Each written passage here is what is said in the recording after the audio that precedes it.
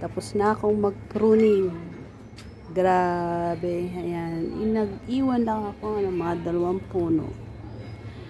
Hindi ko na maputol ang iba dahil may bunga.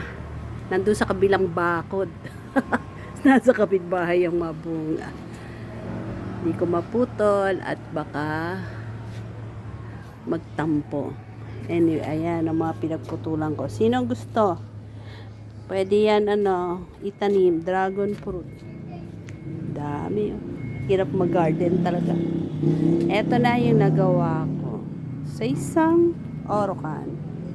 4 yan. North, east, west, south. Tapos, yan. Ginawa ng asawa ko. Kasi yung gawa ko daw palpak. Ayan. Bale, dito sila. 4. Yan. Kada butas, 1 puno. So, yan ay nakita namin sa YouTube. Pinanood ko lang.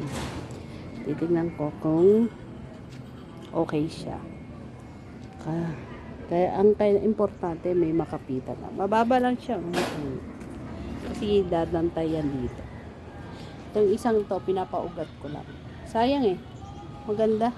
Mataba. Mataba yung sanga. After kong magawa, ayan, ang dami kong splinter. Sugat-sugat ang aking mga brass. Kahit ako ay may gloves. Sakit. Naiiwan pa. Kabilaan. Wawa naman ako. Meron pa akong reserva na gagawin. Ayan. 3 pa yan. Ang ginamit ko ay ang mga luma kong membrane sa water station. Kesa, sabi ng asawa ko, gagawa daw siya ng poste made of cement. Sabi ko, bakit pa? Ditong membrane na lang ang gamitin. Kakapit naman yan, tingin ko, yung ugat niya. So, temporarily, nalagyan siya ng straw.